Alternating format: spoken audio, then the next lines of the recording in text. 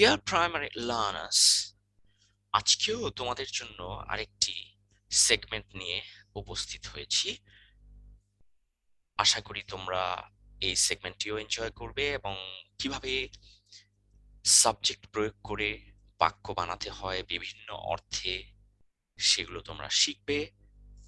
আমরা দেখতে পাচ্ছি segment 3 is English for primary learners.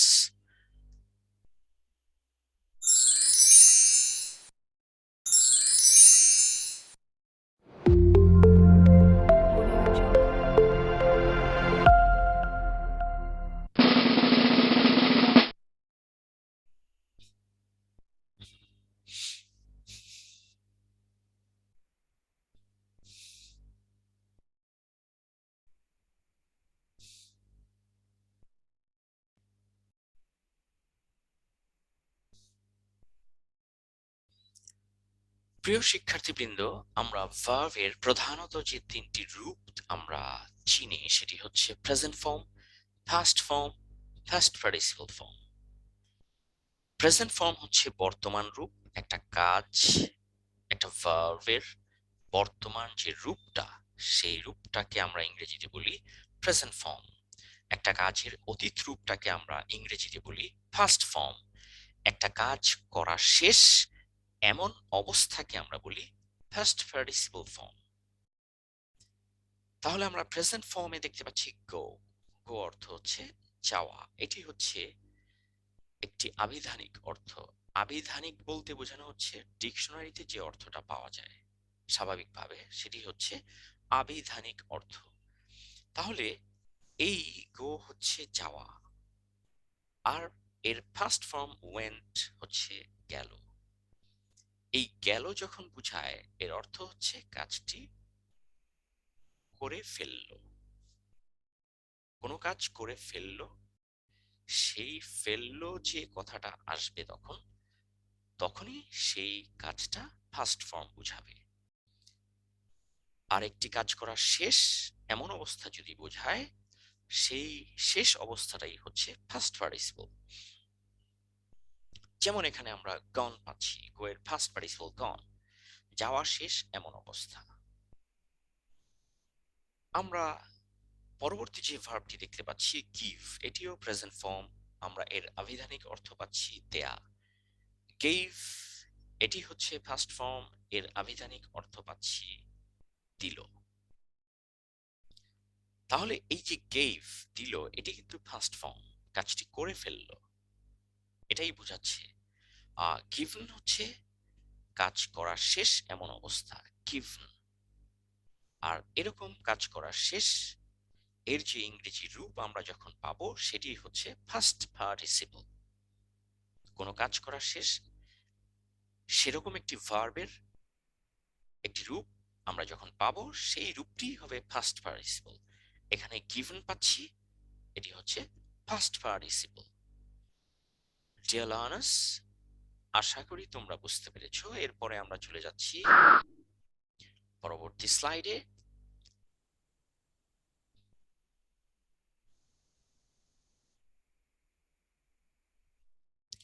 পরবর্তী স্লাইডে আমরা আগের মতোই সাবজেক্ট রূপে ফার্স্ট পারসন সিঙ্গুলার নাম্বার পাচ্ছি। আমরা ডান পাশে দেখতে পাচ্ছি অর্থ।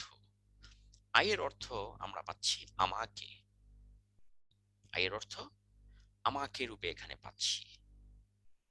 আবার আয়ের অর্থ আমরা এখানে পাচ্ছি আমার রূপে। তাহলে এই দুটি অর্থ কিভাবে প্রয়োগ হতে পারে সেটা আমরা এখন দেখব।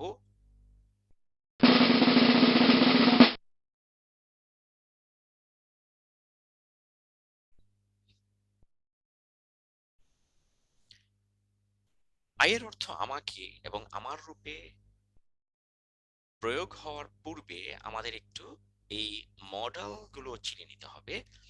যেমন এখানে modal be to. Be to বলতে am to, is to, are to কে বোঝায়। আমরা যে বিভার্ব চিনেছিলাম এম, ইজ, আর, তার সাথে যখন টু যোগ হবে তখন আমরা এদেরকে বলবো বি টু, এবং এরা তখন মডাল রূপে কাজ করবে।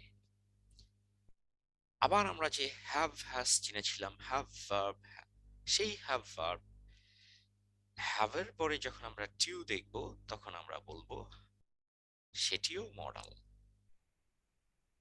এবং হ্যাভ টু আমরা বলবো। এই বি টু এবং হ্যাভ টু হচ্ছে modal. Be to, have to এরা যখন প্রেজেন্ট ফর্ম রূপে ব্যবহার হয় তখন এদের অর্থটা কি দাঁড়ায় সেটা আমরা দেখব। আমরা এখানে বি টু এর একটি অংশ পাচ্ছি, সেটি হচ্ছে am to। আমরা কিন্তু এখানে is to, are to এগুলো পাচ্ছি না। সেগুলো আমরা পরের সেগমেন্টগুলিতে দেখব আস্তে আস্তে। এখানে আমরা আজকে am to নিয়ে আলোচনা করছি, যেটা বি টু এর মধ্যেই অন্তর্ভুক্ত। বি টু এর অন্তর্ভুক্ত বি টু। আমরা am to পাচ্ছি। am to এর সংক্ষিপ্ত রূপ আমরা পাচ্ছি am to, একটি কমা দিয়ে এভাবে। আবার have to এর সংক্ষিপ্ত রূপ পাচ্ছি কমা ve to, to সাউন্ডটা হবে এরকম, উচ্চারণটা হবে এরকম to, to, to। আর ওইটা am to যেটা, সেটার সাউন্ড হবে, সেটার উচ্চারণ হবে, সেটার প্রনাউন্সিয়েশন হবে to। আমরা ডান পাশে এই যে বি টু এবং হ্যাভ টু এর কিছু আংশিক অর্থ পাচ্ছি। ডট ডট ডট তে হবে, ডট ডট ডট তে হয়, ডট ডট ডট করার কথা অবশ্যই ডট ডট বে, ডট ডট ডট রা উচিত। এরপরে হ্যাভ টু এর আংশিক অর্থ পাচ্ছি ডট ডট ডট তেই হবে, ডট ডট ডট তে হবে, ডট ডট ডট ই প্রয়োজন, ডট ডট ডট তে হয়, dot dot dot E, dot dot dot বে। তোমরা হয়তো ভাবছো এগুলো আবার কেমন অর্থ, এগুলো আবার কিভাবে আমরা প্রয়োগ করব, এগুলো কেমন। আমরা এগুলোর প্রয়োগ এখন আমরা পরবর্তী স্লাইডে দেখব, যে এই আংশিক অর্থগুলো কিভাবে পূর্ণরূপ লাভ করবে সেটাই আমরা দেখব এই বি টু এবং হ্যাভ টু মডেলের প্রয়োগে সাবজেক্ট আই এর সাথে। পরবর্তী স্লাইডে চলে যাচ্ছি।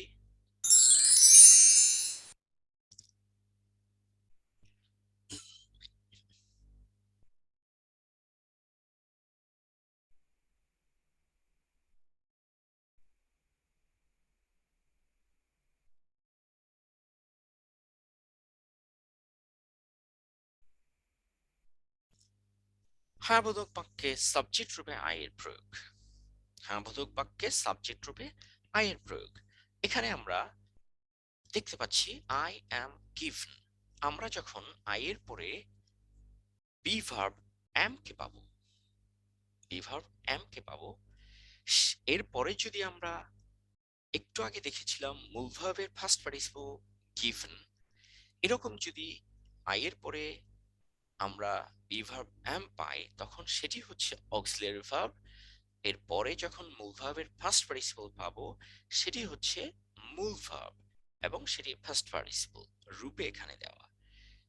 আমরা সংক্ষিপ্ত রূপে দেখতে পাচ্ছি আই অ্যাপোস্ট্রফি কমা এম এবং এর সাথে পাচ্ছি গিভেন।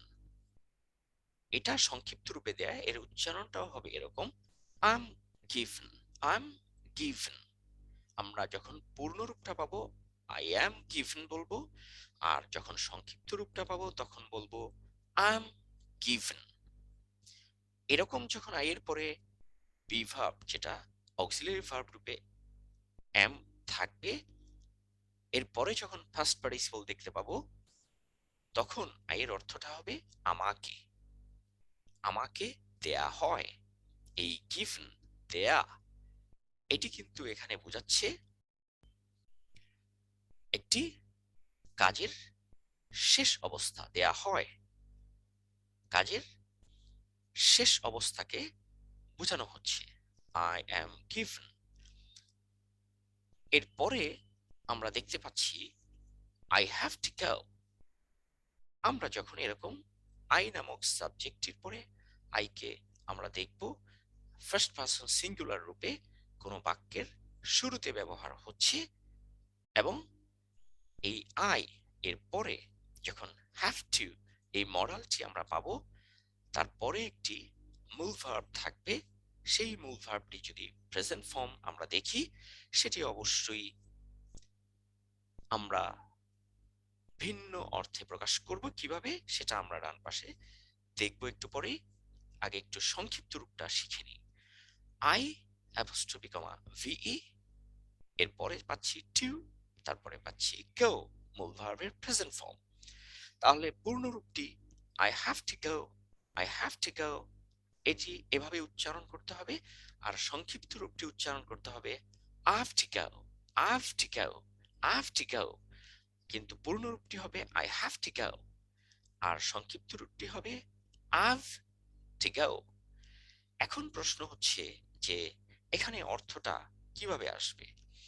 আই এর পরে যখন এই হ্যাভ টু, এই হ্যাভ টু মডাল ভার্বটি আমরা দেখব, মডালটি দেখব, তখন আই এর অর্থটা হবে আমাকে বা আমার। আর হ্যাভ টু আমরা যে একটু আগে একটা স্লাইডে দেখেছিলাম ডট ডট ডট তেই হবে, ডট ডট ডট তে হয়, তেই হয়, এই যে কথাগুলো, এখানে কিন্তু আমরা পূর্ণরূপ দেখতে পাচ্ছি যেতেই বা যেতে হবে। এই যে যেতেই বা যেতে হবে, এই যে গো, এই গো কিন্তু এখানে আমরা পাচ্ছি যাওয়া অর্থে সাধারণভাবে, কিন্তু এটি যখন হ্যাভ টু এর সাথে সম্পৃক্ত হচ্ছে, হ্যাভ টু এর সাথে মিলে যাচ্ছে এই গো ভার্বটি, তখন কিন্তু আমরা অর্থ পাচ্ছি যেতেই বা যেতে হবে, আমাকে বা আমার যেতেই বা যেতে হবে। আবার আমরা কিন্তু একটু আংশিক অর্থ দেখেছিলাম ডট ডট ডট ই প্রয়োজন, এই যে এখানে পূর্ণরূপ পাচ্ছি বা যাওয়াই প্রয়োজন। প্রিয় শিক্ষার্থীবৃন্দ, আশা করি তোমরা বুঝতে পারছো এখানে তাহলে কি দাঁড়ালো। আই হ্যাভ টু গো, আমাকে বা আমার যেতেই বা যেতে হবে বা যাওয়াই প্রয়োজন। সংক্ষিপ্ত রূপটি পাচ্ছি আই হ্যাভ টু গো, একই অর্থ। প্রিয় শিক্ষার্থীবৃন্দ, এর পরে আমরা দেখতে পাচ্ছি আই এম টু গো, আমরা কিন্তু এখানে বি টু যে মডাল সেটি দেখতে পাচ্ছি, বি টু মডালটি। তাহলে বি টু মডাল এখানে am to রূপে এখানে উপস্থিত। আর এরপরে am to এর রূপটা আমরা দেখতে পাচ্ছি। এরপরে আমরা মূল ভার্বের প্রেজেন্ট ফর্ম পাচ্ছি go।